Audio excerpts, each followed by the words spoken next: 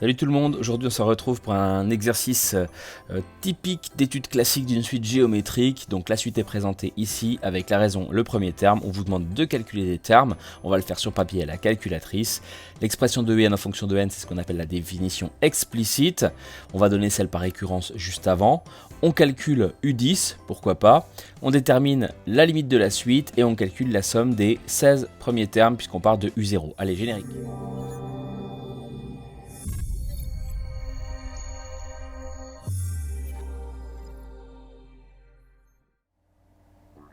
Donc cette suite, elle est définie par U0 égale 16, et puis, de manière explicite, pour tout n appartenant à n, a priori, par un plus 1, donc le nouveau terme, égale 1 demi de un. Donc la raison, c'est 1 demi ou 0,5. Allez, c'est parti, on calcule U1.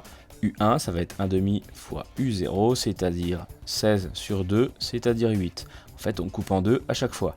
Donc U2, ça va être 1 demi de U1, c'est-à-dire la moitié de 8, ça fait 4. Et de la même manière, U3, c'est 4 sur 2 qui fait 2, et U4, c'est 2 sur 2 qui fait 1. Déterminer l'expression de un en fonction de n. Donc pour tout n appartenant à n, on va quand même l'écrire, ce qu'on appelle un quantificateur. D'après le cours, on peut dire que un, c'est U0 multiplié par Q puissance n, c'est-à-dire ici, on va avoir UN qui va être égal à 16 multiplié par 1 demi, et on n'oublie pas les parenthèses, puissance n. Alors ça, on peut très bien le laisser comme ceci, ou alors faire porter le n sur le 1 et sur le 2, sauf que sur le 1 puissance n, et ben ça fait 1, et puis 2 puissance n, et du coup 16 fois 1, on le met au-dessus ensemble. Voilà, on peut aussi écrire la suite comme ça, pourquoi pas, mais on perd un peu l'identité géométrique de la suite. Là, on le voit parfaitement bien. Donc, définition explicite, définition par récurrence.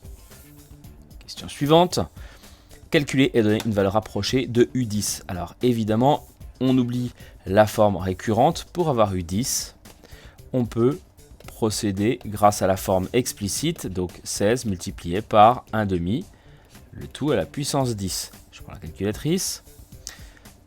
16 multiplié par, on n'oublie pas les parenthèses, 1 demi puissance 10. Donc là, évidemment, je me contente de taper. Je vais vous montrer juste après comment on utilise le mot de suite de votre calculatrice, ou plutôt vous remontrer. Là, on vous demande d'arrondir au millième. Donc 3 chiffres derrière la virgule. 1, 2, 3, 0,016, puisque le 6 fait monter les choses. 0,016. Je reprends ma calculatrice, je reviens un peu en arrière. Donc je vais dans le menu mode. Sur Casio, c'est le menu récure. Vous allez ici, a priori vous êtes sur fonction, vous allez dans suite, et quand vous allez sur f de x, vous vous retrouvez avec ceci. Alors si vous avez la mise à jour, pas de souci. De toute façon, je vous mets en fiche les liens pour les tutoriels calculatrices avec les suites que vous devez absolument maîtriser. Et donc U0, c'est le n minimum, pardon, c'est 0, que vaut U0, c'est 16, et puis donc la définition, UN plus 1 égale 1 demi multiplié par UN. Et donc le U, il est ici en bleu, donc seconde, toc, et puis on respecte la typographie, la façon d'écrire, parenthèse n. N, c'est la variable. Hop, je vais vérifier dans Def Table que je commence à 0, que je vais de 1 en 1, nickel, et je vais dans Table, je retrouve 16, 8, 4, 2, 1, ceux que j'avais, et puis donc U10, il est ici, 0,016. 4, on parle de limite, la limite de UN, évidemment une limite de suite c'est toujours quand n tend vers plus l'infini, c'est-à-dire à droite. Donc là on s'intéresse à la limite de 16 multiplié par 1 demi puissance n. On va utiliser la version explicite et on va surtout se concentrer sur la raison. La raison, elle vaut 0,5. 0,5 c'est plus petit que 1, c'est même entre 0 et 1. Je le précise parce que c'est la justification qu'on attend. Et quand on a une raison qui est plus petite que 1, entre 0 et 1 en tout cas, on a une suite qui tend vers 0. Je reprends ma calculatrice, je descends un petit peu, on voit que c'est décroissant dans un premier temps, puis surtout qu'on se rapproche de 0. Le E c'est 10 puissance moins 6, donc 0,000, etc. 3,8. Voilà pour la limite, très classique. Et puis on termine par... Donc ça, c'est l'explication. On termine par la somme des 15 premiers chiffres, des 16 premiers, pardon, puisqu'on part de 0, U0 plus U1 plus jusqu'à U15. On va pas s'amuser à tous les taper. On a une formule qui nous dit qu'il faut prendre le premier terme. Donc ici c'est U0, mais ça aurait pu être autre chose.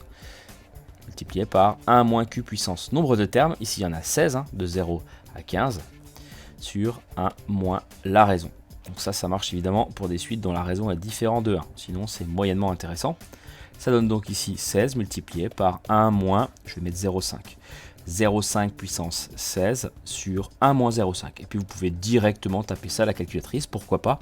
On peut aussi un peu l'arranger, puisqu'en fait au dénominateur, 1 moins 0,5, et ben ça fait 0,5. Puis 16 divisé par 0,5, et ben ça fait 16 fois 2, ça fait 32. Donc voilà, c'est la même chose que ça. Ça avance pas grand chose, on est quand même obligé de le taper, donc ben, c'est parti, on le fait maintenant pour terminer. Je repasse en mode calcul, et donc 16 multiplié par 1 moins la raison. C'est la raison simplement, hein, qui est puissance 16, donc pas de parenthèse ici, sur 1 moins 0,5. Pareil, on ne peut rien rayer puisque le 16 ne porte pas sur 1 moins 0,5, mais seulement sur 0,5. Résultat final, 31, on ne me demande pas d'arrondir. Donc si on ne me demande pas d'arrondir, techniquement c'est qu'on attend, la valeur exacte. Donc c'est celle-là ou celle-là. Mais bon, je vais me contenter aussi d'une valeur approchée, c'est à peu près 32. Voilà, j'espère que ça a été suffisamment clair.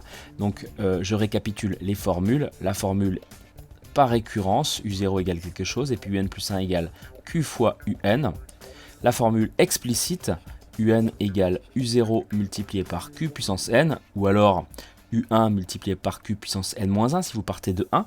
La limite, ce qui est important, c'est quand c'est entre 0 et 1, ça tend vers 0. Quand c'est plus grand que 1, et ben ça tend vers l'infini. Après, tout dépend de votre premier terme, si c'est positif ou négatif. Et puis, la somme des n premiers termes, donc de U0 jusqu'à UN, c'est U0 multiplié par 1 moins Q puissance N plus 1, nombre de termes, sur 1 moins Q. Donc si vous partez de 1, de U1 plutôt, là vous mettez U1, et puis il y a combien de termes entre U1 et UN? Il n'y en a plus que N. À vous de vous adapter. Moi je vous dis à bientôt pour une prochaine vidéo, n'hésitez pas à partager celle-là et puis à la liker. Allez, ciao!